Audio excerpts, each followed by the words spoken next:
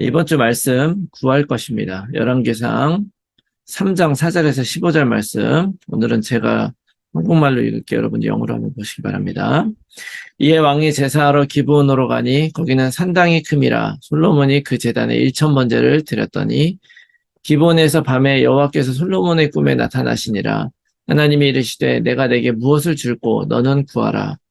솔로몬이 이르되 주의 종 내 아버지 다윗이 성실과 공의와 정직한 마음으로 주와 함께 주 앞에서 행함으로 주께서 그에게 큰 은혜를 베푸셨고 주께서 또 그를 위하여 이 큰 은혜를 항상 주사 오늘과 같이 그의 자리에 앉을 아들을 그에게 주셨나이다. 나의 하나님 여호와여 주께서 종으로 종의 아버지 다윗을 대신하여 왕이 되게 하셨사오니 종은 작은 아이라 출애할 줄을 알지 못하고 주께서 택하신 백성 가운데 있나이다. 그들은 큰 백성이라 수요가 많아서 셀 수도 없고 기록할 수도 없사오니 누가 주의 이 많은 백성을 재판할 수 있사오리까. 듣는 마음을 종에게 주사 주의 백성을 재판하여 선악을 분별하게 하옵소서. 솔로몬이 이것을 구하매 그 말씀이 주의 마음에 든지라. 이에 하나님이 그에게 이르시되 내가 이것을 구하도다. 자기를 위하여 장수하기를 구하지 아니하며 부도 구하지 아니하며 자기 원수의 생명을 멸하기도 구하지 아니하고 오직 송사를 듣고 분별하는 지혜를 구하였으니 내가 내 말대로 하여 내게 지혜롭고 총명한 마음을 주노니 내 앞에도 너와 같은 자 없었거니와 내 뒤에도 너와 같은 자가 일어남이 없으리라. 내가 또 내게 구하지 아니한 부귀와 영광도 내게 주노니 내 평생의 왕들 중에 너와 같은 자가 없을 것이라. 내가 만일 내 아버지 다윗이 행함같이 내 길로 행하며 내 법도와 명령을 지키면 내가 또 내 날을 길게 하리라. 솔로몬이 깨어보니 꿈이더라. 이에 예루살렘에 이르러 여호와의 언약궤 앞에 서서 번제와 감사의 제물을 드리고 모든 신하들을 위하여 잔치하였더라. 아멘. 오늘 우리가 함께 나눌 말씀은 구할 것입니다. 구할 것. 솔로몬 왕 얘기죠. 자, 옛날 사람들은 어떻게 생긴지 모르니까 사람들이 그냥 상상 속으로 그리는 것인데 특별히 솔로몬 왕 하면 여러분들이 그 어린아이 이 재판 이야기를 많이 잘 알고 있을 거예요. 그러니까 어떤 여자가 자기 아이를 훔쳐가가지고 자기 아이라고 주장을 하는 거죠. 그래서 이제 솔로몬 앞에 데리고 온 거예요. 그래서 서로 이 아이가 자기 아이다. 그런데 옛날에는 유전자 감식도 할 줄 모르고 이러니까 이제 서로 막 굉장히 이제 어려운 상황이었는데 서로 주장을 하니까 솔로몬이 그때 뭐라 그랬냐면 그러면 둘 다 서로 주장을 하니까 저 아이를 반으로 잘라서 하나씩 나눠주라. 그러니까 진짜 엄마가 안 된다. 차라리 저 여자한테 주라. 이러면서 하는 걸 보면서 이제 이 여자가 진짜 엄마다. 뭐 이렇게 얘기하는 그 내용을 이제 기록을 한 그림이 바로 이겁니다. 이제 오늘 솔로몬 왕 얘기인데 여러분 솔로몬 왕에 대해서 좀 알고 계십니까? 솔로몬 왕이 이스라엘의 세 번째 왕이죠. 사울과 다윗에 이어서 솔로몬이 왕이 됐어요. 근데 이 솔로몬의 어머니가 누구였냐면 바로 밧세바였습니다. 여러분 밧세바 아시죠? 우리아의 아내였는데 다윗이 왕궁에서 거닐다가 어떤 여자가 목욕을 하는 걸 보고 반해가지고 그 여자를 데려가서 취하죠. 그런데 임신을 한 거예요. 그래서 이 일에 양심이 걸리고 드러날 걸 두려워해서 자기의 부하 장수, 그 제너럴, 우리아 왕이었는데 그때가 전쟁 중이었거든요. 근데 그 우리아를 몰래 편지를 써가지고 가장 전투가 심한 곳에 제일 앞에 보내가지고 거기서 전사하게 만듭니다. 그리고서 이제 그 밧세바를 자기 아내로 삼죠. 어떻게 보면은 다윗이 하나님 앞에 참 잘 살았는데 정말 하나님 앞에 큰 잘못을 저지른 이 죄가 죄 중에 하나 바로 이거죠. 그런데 그 죄를 저지르고 나서 아들을 낳았는데 하나님이 그 다윗의 죄를 용서하지 않았어요. 그래가지고 죄를 지은 것에 대해서는 이제 네가 선택을 해라. 그런데 이제 그 아들에게 열병이 들은 거예요. 병이 들었는데 이제 다윗이 금식을 하죠.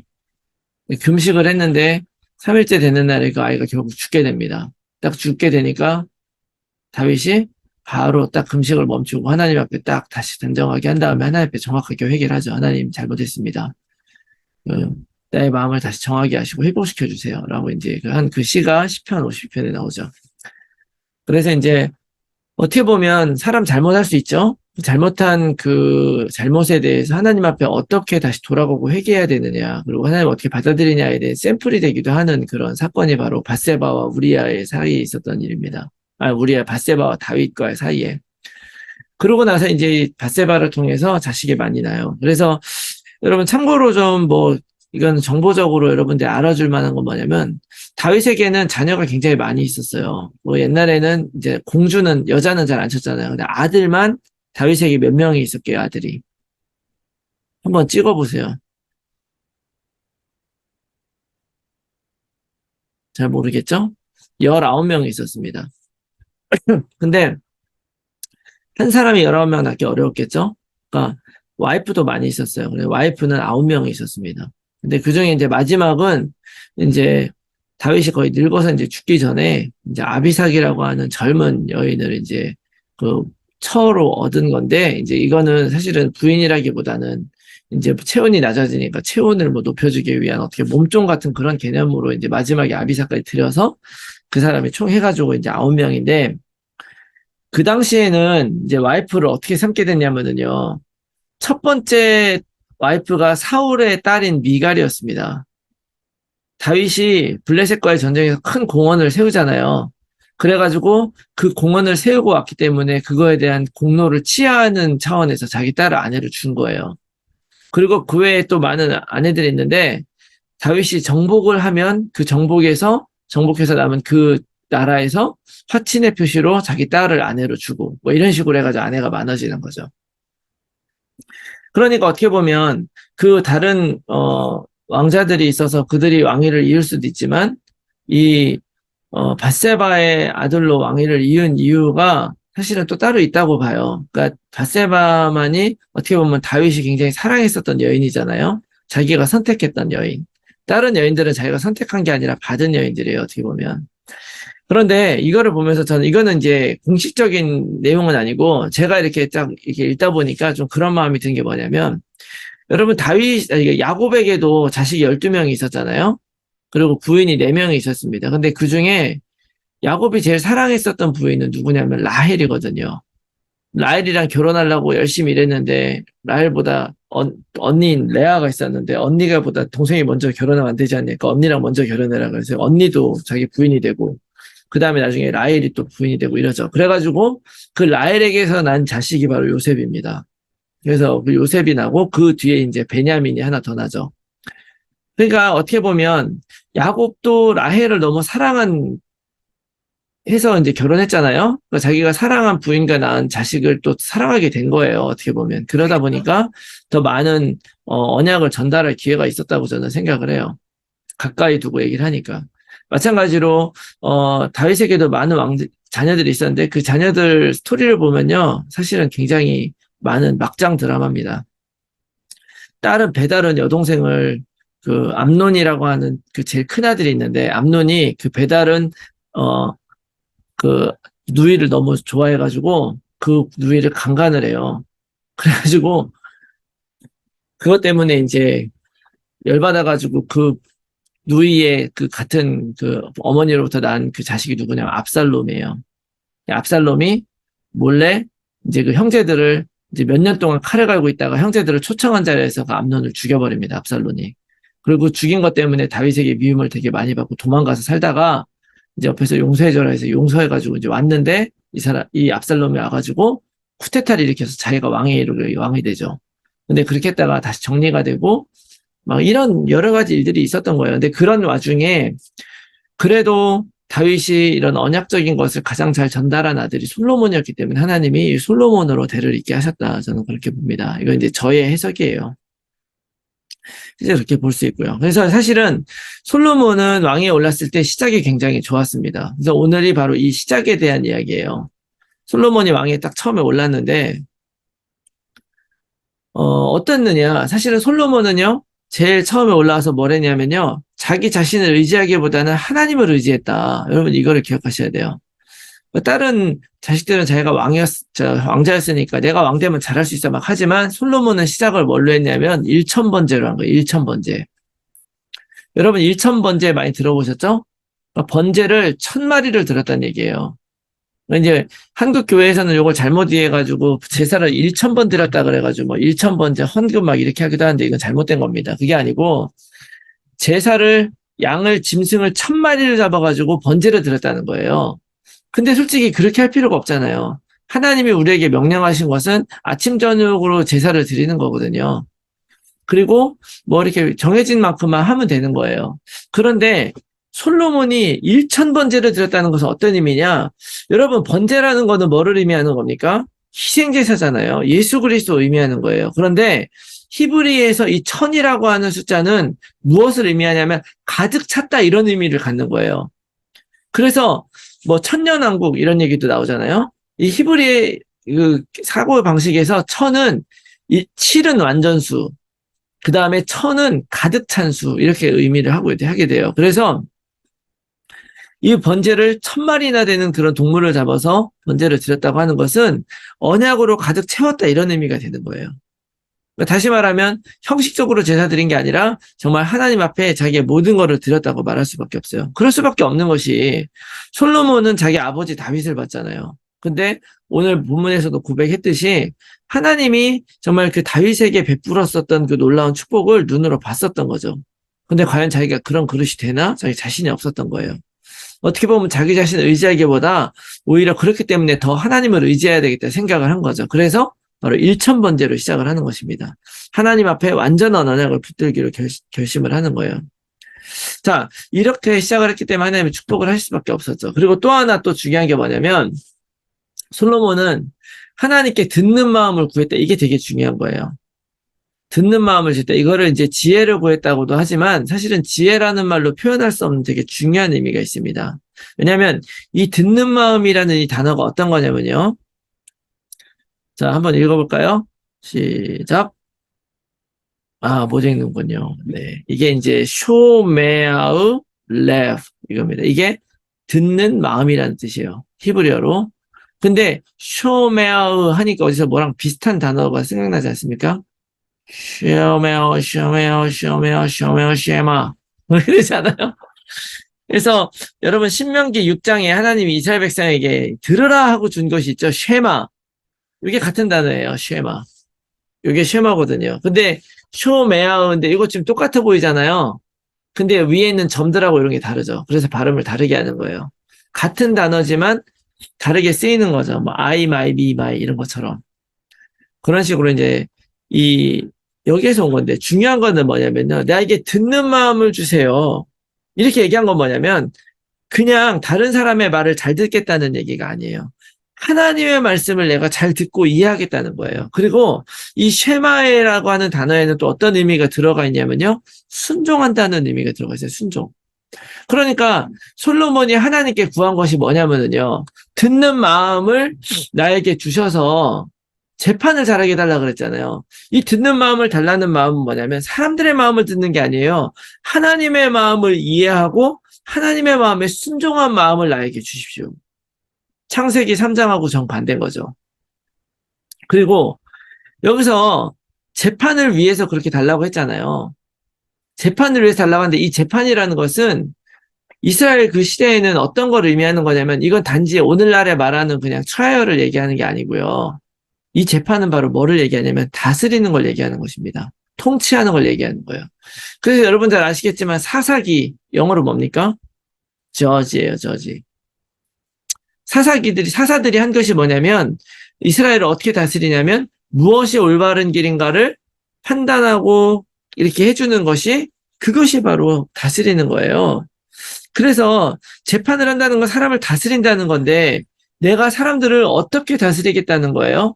내가 하나님의 마음을 이해하고 하나님의 뜻에 순종해서 하나님이 말씀하신 대로 내가 선악을 결정하기 원한다 이런 거예요. 그러니까 참 이게 너무나 하나님 입장에서는 축복을 할 수밖에 없는 거죠.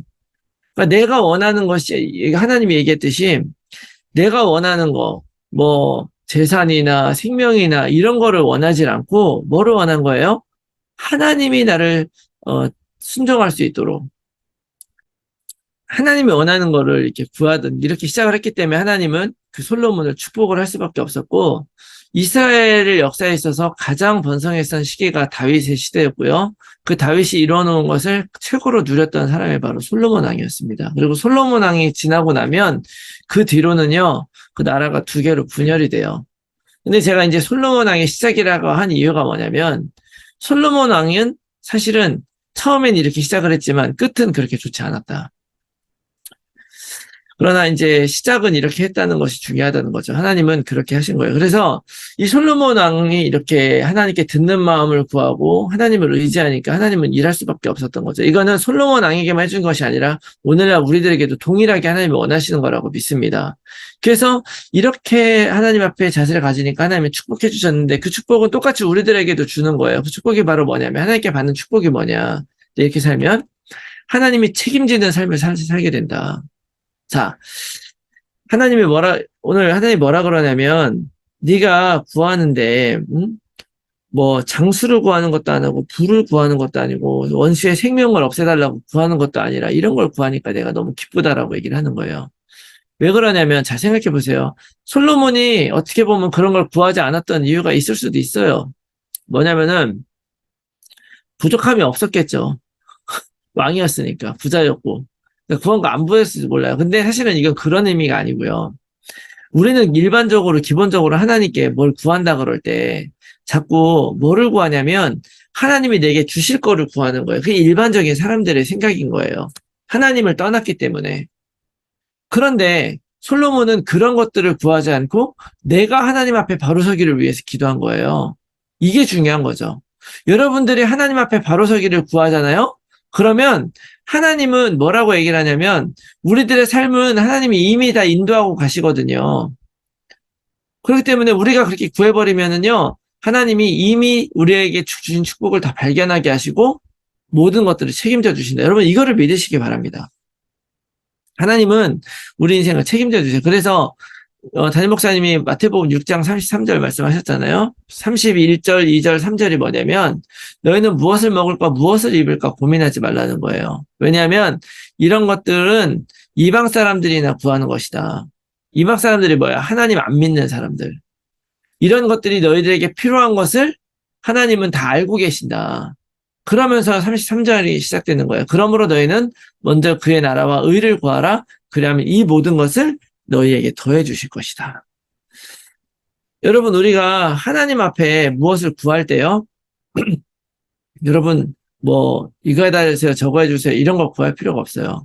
우리 아이린 여기 지금 나왔는데 골프를 치고 할 때 이번에 1등하게 해주세요 통과되게 해주세요 이런 거를 구할 필요가 없어요. 최선을 다하면 한 거대로 결과가 오겠죠. 근데 그것보다도 더 중요한 거는 내가 우승을 했을 때도 내 인생이 제대로 서 있어야 되고 탈락을 했을 때도 제대로 서 있어야 되거든요. 제대로 서 있으면 하나님은 하나님이 정한 시간표에 우리들의 인생을 하나님이 원하는 곳에 있게 하실 거란 말이죠. 그 핵심은 뭐냐면 결과가 어떻게 되느냐보다 내가 제대로 서 있는가가 중요한 거예요. 그러니까 여러분 우리가 제대로 구해야 됩니다. 제대로. 잘못된 것을 구하는 이유가 우리가 하나님 안에 약속되어 있는 것을 다 하나님 제대로 구하면 하나님의 약속인 걸 다 주는데 어떤 게 보면은 이런 것들이 다 우리에게 오지 않는 것처럼 느껴지는 이유가 뭐냐면 잘못된 것을 구하기 때문에 그런 거죠. 잘못된 것을 구하는 이유는 뭐냐면 잘못된 방향에 우리가 서 있기 때문에 그런 거예요. 예를 들어서 하나님은 우리를 빛으로 가기를 원했어요. 그럼 빛으로 가게 했으면 거기에 많은 걸 준비해 놓고 있는데 우리가 잘못된 방향으로 해서 산으로 갔다고 생각해 보세요.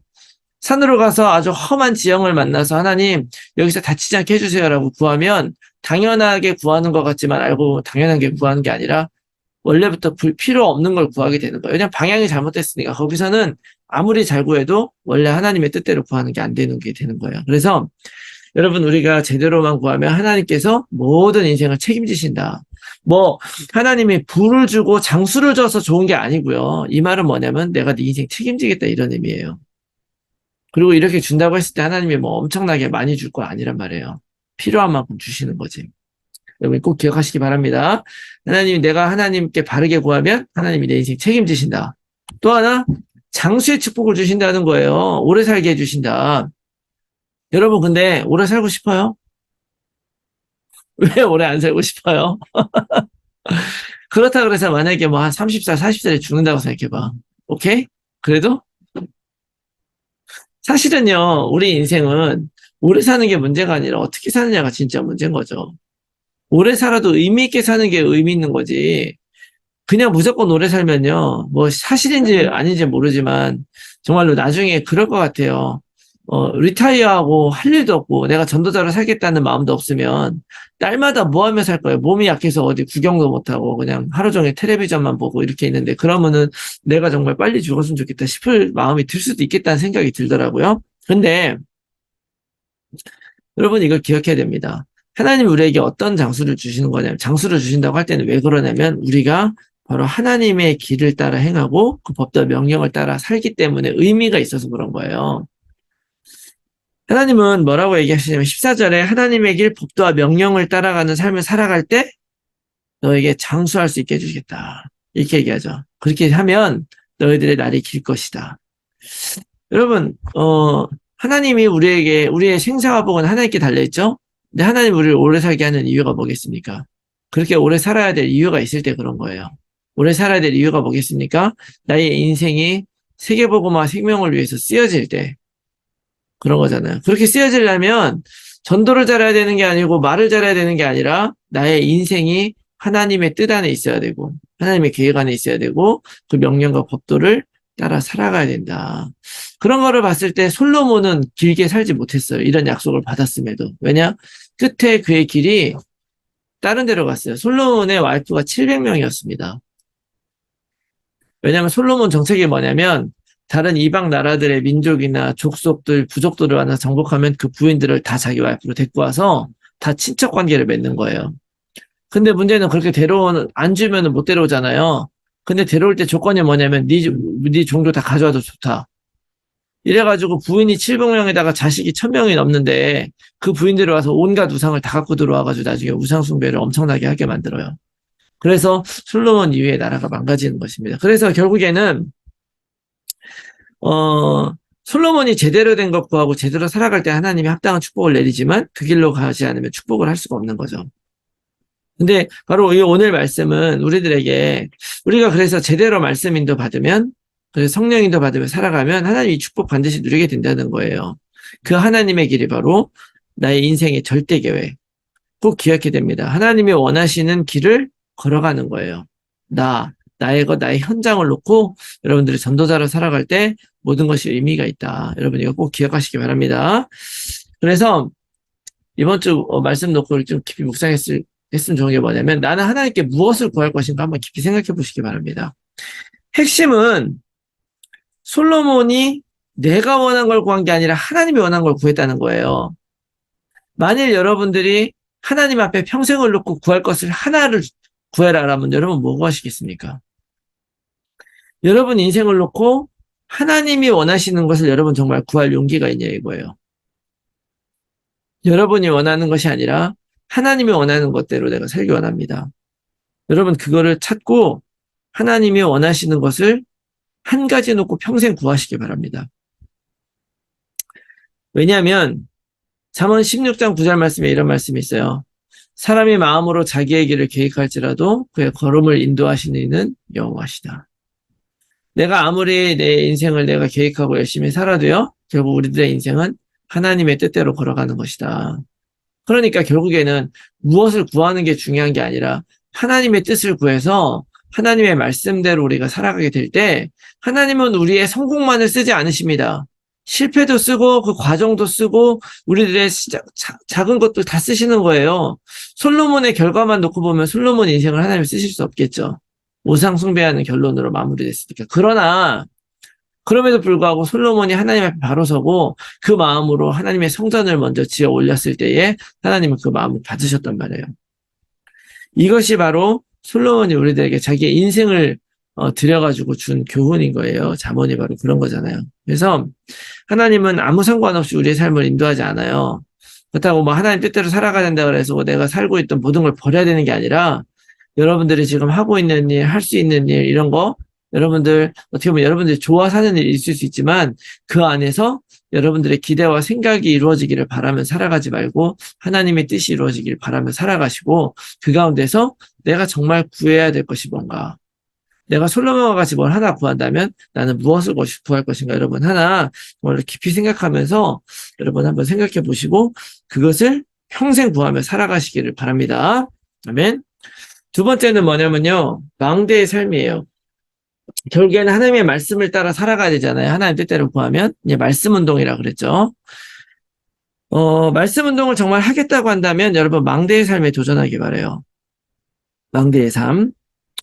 여러분 제가 예전에 어렸을 적에